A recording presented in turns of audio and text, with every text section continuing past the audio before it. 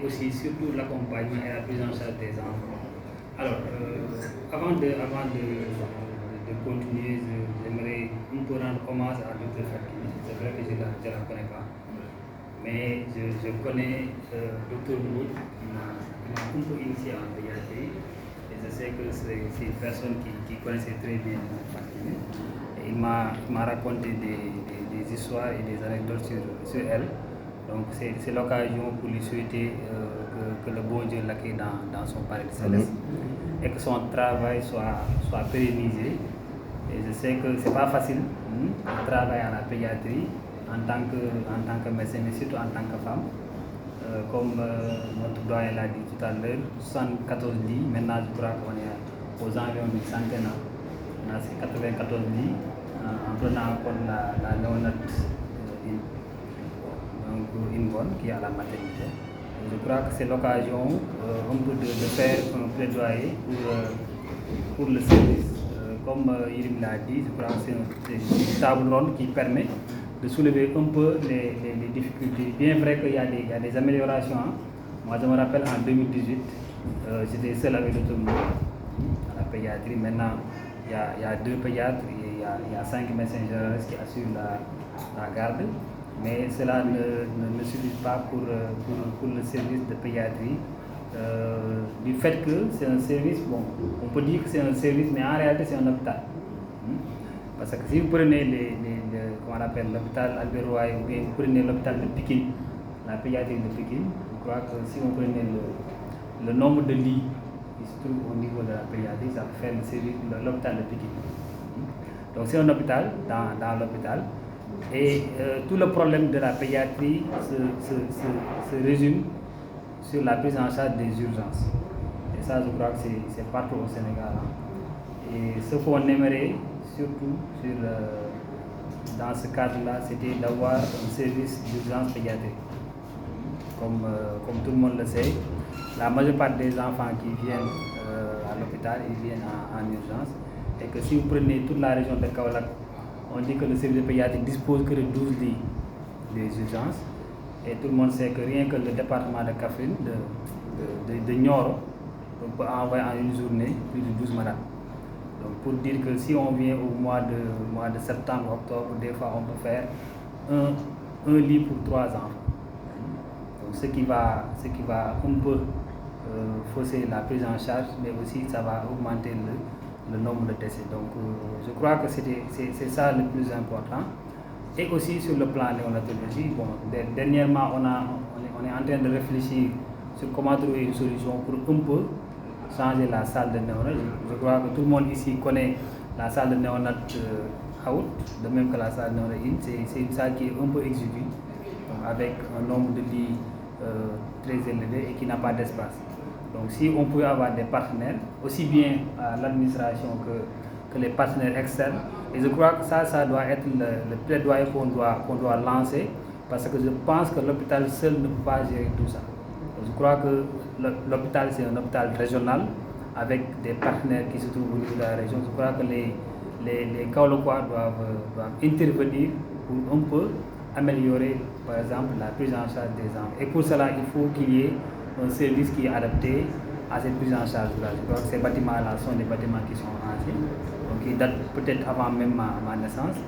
Donc je crois que ça nécessite d'être reconstruit ou bien d'être réadapté en fonction des réalités. Mais l'autre chose aussi, c'est sur le plan matériel.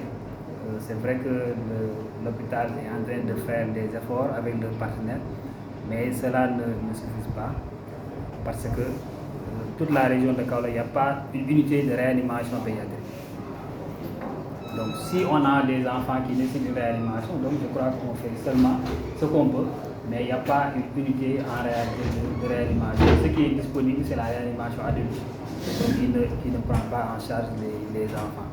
Donc en résumé, si je peux résumer le service de pédiatrie, c'est un service qui est un peu énorme, avec un volume de travail excessif et un nombre de lits qui est un peu diminué par rapport aux capacités qu'il pouvait avoir. Donc si l'hôpital pouvait accompagner la pédiatrie, parce que nous on est en train de réfléchir j'en avais parlé avec Yirim, j'en ai parlé aussi avec Dr Marem, donc sur comment trouver des solutions pour un peu réorganiser le service.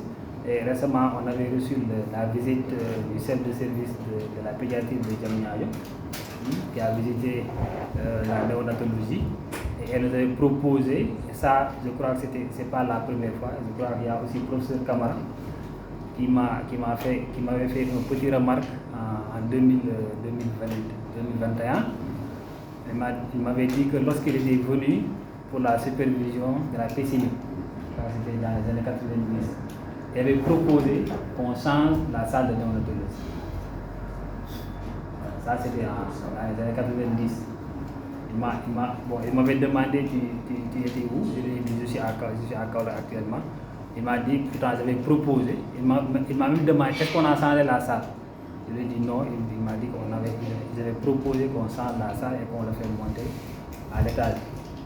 Je crois que là-bas c'est plus espacé et c'est plus calme pour les nouveaux. Je crois que ça, on est en train de réfléchir pour trouver des solutions sur comment réaménager cette salle-là. Et même récemment, le professeur Nerama est venu, c'est la chef de service de Diamniadio.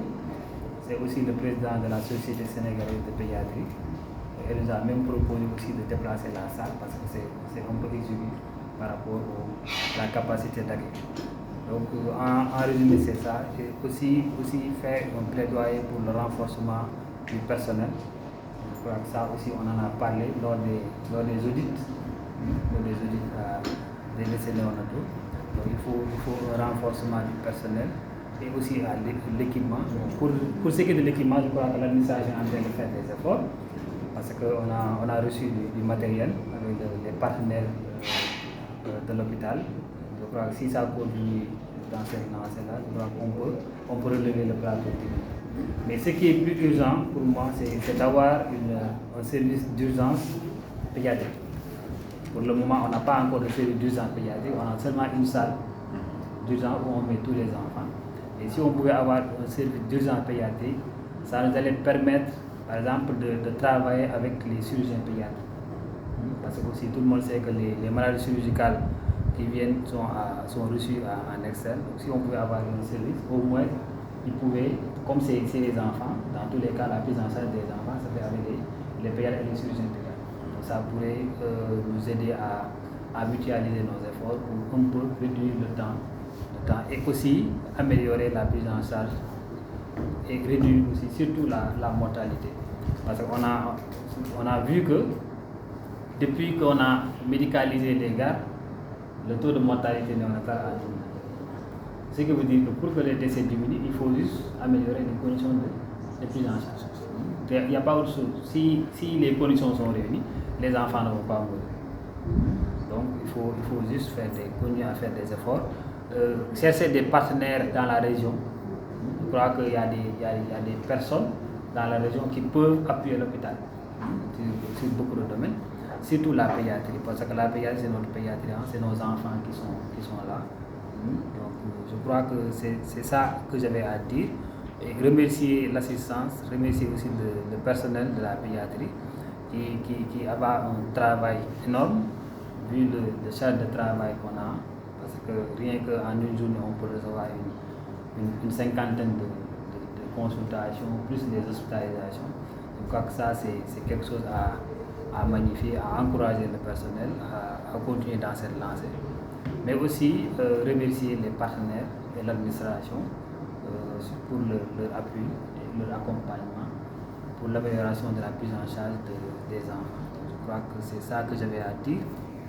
Si les autres n'ont pas poursuivi, je vous remercie et je rends hommage une prochaine fois à Dr Fatkini, parce que c'est l'une des piliers de la pédiatrie. Parce que moi, je vous dis, on m'a raconté des gens, des hommes qui sont venus, on a présenté le service, ils n'ont pas revu. Oui, des médecins pédiatres qu'on a affectés ici sont venus faire la prise de service.